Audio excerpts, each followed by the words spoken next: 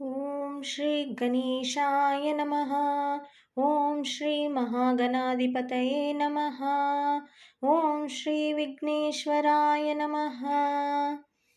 पांच कृत्यों का प्रतिपादन। प्रणव एवं पंचाक्षर मंत्र की महत्ता। ब्रह्मा विष्णु द्वारा भगवान शिव की स्तुति तथा उनका अंतर्धान। ब्रह्मा और विष्णु ने पूछा, प्रभो, सृष्टि आदि पांच कृत्यों के लक्षण क्या है? यह हम दोनों को बताइए। भगवान शिव बोले, मेरे कर्तव्यों को समझना अत्यंत गहन है, तथापि मैं कृपा पूर्वक तुम्हें उनके विषय में बता रहा हूँ। ब्रह्मा और अच्युत, सृष्टि, पालन, संहार, तिरोभाव और अनुग्रह, ये पांच ही मेरे जगत संबंधी कार्य है जो नित्य सिद्ध है। संसार की रचना का जो आरंभ है उसी को सर्ग या सृष्टि कहते हैं। मुझसे पालित होकर सृष्टि का स्तुति रूप से रहना ही उसकी स्थिति है, उसका विनाश ही संहार है। प्राणों के उत्क्रमण को तिरोभाव कहते हैं। इन सब से छुटकारा मिल जाना ही मेरा अनुग्रह है। इस प्रकार मेरे पांच कृत्य है। सृष्टि आदि जो चार कृत्य है वे संसार का विस्तार करने वाले हैं। पांचवा कृत्य अनुग्रह मोक्ष का हेतु है। वह सदा मुझ में ही अचल भाव से स्थिर रहता है। मेरे भक्तजन इन पांचों कृत्यों को पांचों भूतों में देखते हैं।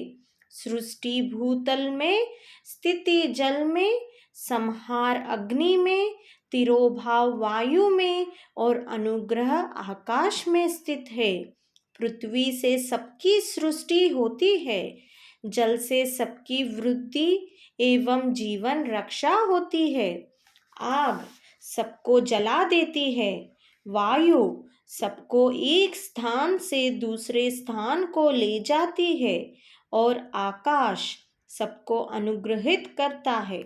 विद्वान पुरुषों को यह विषय इसी रूपों में जानना चाहिए। इन पांच कृत्यों का भार वहन करने के लिए ही मेरे पांच मुख है। चार दिशाओं में चार मुख है और इनके बीच में पांचवा मुख है। पुत्रों, तुम दोनों ने तपस्या करके प्रसन्न हुए मुझ परमेश्वर से सृष्टि और स्थिति नामक दो कृत्य प्राप्त किए हैं। ये दोनों तुम्हें बहुत प्रिय है। इसी प्रकार मेरी विभूति स्वरूप रुद्र और महेश्वर में दो अन्य उत्तम कृत्य संहार और तिरोभाव मुझसे प्राप्त किए हैं, परंतु अनुग्रह नामक कृत्य दूसरा कोई नहीं पा सकता। रुद्र और महेश्वर अपने कर्म को भूले नहीं हैं, इसलिए मैंने उनके लिए अपनी समानता प्रदान की है। वे रूप, वेश, कृत्य, वाहन, आसन और आयुध आदि में मेरे समान ही हैं। मैंने पूर्व काल में अपने स्वरूप भूत मंत्र का उपदेश किया है, जो ओंकार के रूप में प्रसिद्ध है। वह महामंगलकारी मंत्र है। सबसे पहले मेरे मुख से ओंकार प्रकट हुआ, जो मेरे स्वरूप का बोध कराने वाला है। ओंकार वाचक है और मैं वाच्य हूँ। यह मंत्र मेरा स्वरूप ही है। प्रतिदिन ओंकार का निरंतर स्मरण करने से मेरा ही सदा स्मरण होता है।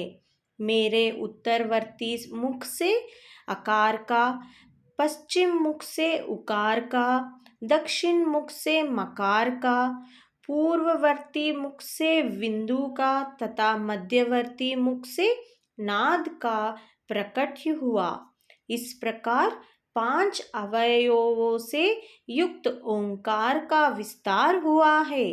इन सभी अवयवों से एक ही भूत होकर वह प्रणव ओम नामक एक अक्षर हो गया।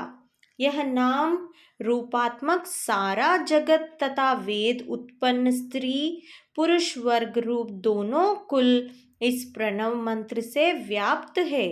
यह मंत्र शिव और शक्ति दोनों का बोधक है। इसी से पंचाक्षर मंत्र की उत्पत्ति हुई है।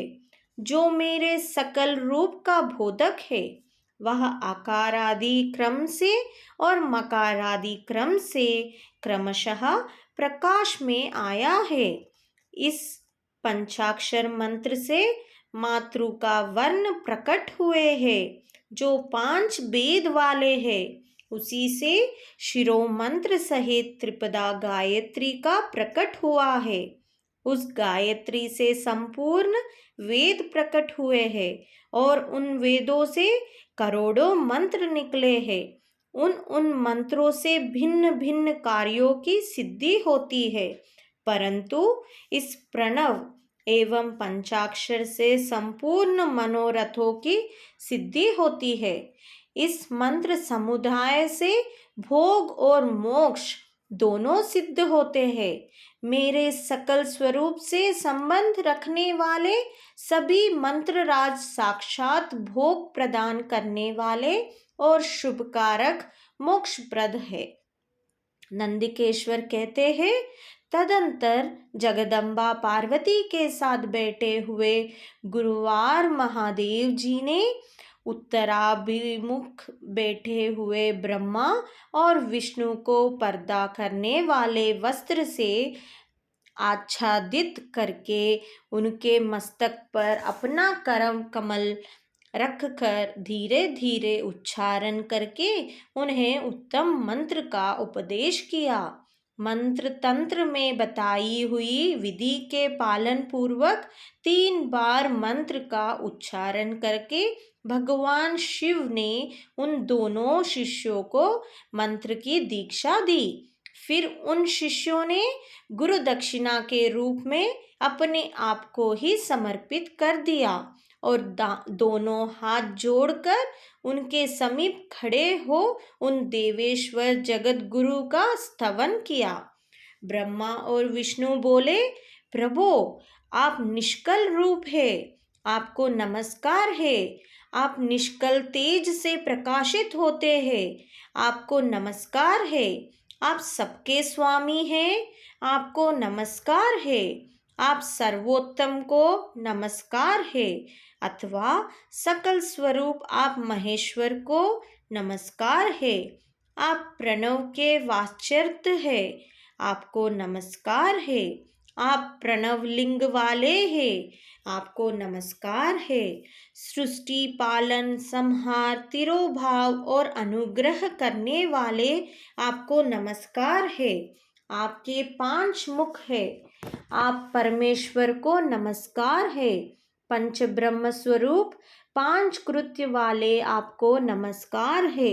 आप सबके आत्मा हैं, ब्रह्म है। आपके गुण और शक्तियाँ अनंत है, आपको नमस्कार है।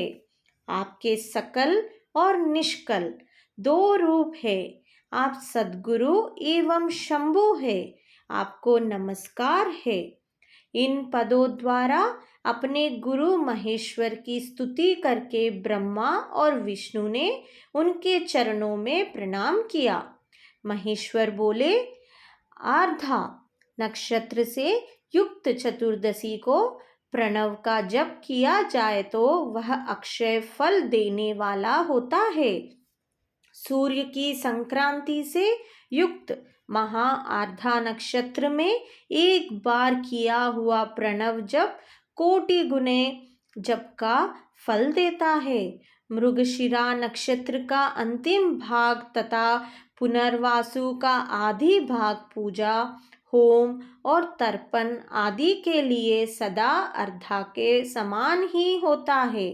यह जानना चाहिए, मेरा या मेरे लिंग का दर्शन प्रभात काल में ही प्रातः और संगव मध्याह्न के पूर्व काल में करना चाहिए। मेरे दर्शन पूजन के लिए चतुर्दशी तिथि निशित व्यापिनी अथवा प्रदोष व्यापिनी लेनी चाहिए, क्योंकि पर्वतिनी तिथि से संयुक्त चतुर्दशी की ही प्रशंसा की जाती है। पूजा करने वालों के लिए मेरी मूर्ति तथा लिंग दोनों समान है, फिर भी मूर्ति की अपेक्षा लिंग का स्थान ऊंचा है। इसलिए मुमुक्ष पुरुषों को चाहिए कि वे वेर मूर्ति से भी श्रेष्ठ समझकर लिंग का ही पूजन करें। लिंग का ओंकार मंत्र से और वेर का पंचाक्षर मंत्र से पूजन करना चाहिए। शिवलिंग की स्वयं ही स्थापना करके अथवा दूसरों से भी स्थापना करवाकर उत्तम द्रव्यमय उपचारों से पूजा करनी चाहिए। इससे मेरा पद सुलभ हो जाता है। इस प्रकार उन दोनों शिष्यों को उपदेश देकर भगवान शिव वहीं अंतर्धान हो गए। ओम नमः शिवाय, ओम नमः शिवाय, ओम नमः शिवाय। हर हर महादेव शंभो शंकरा।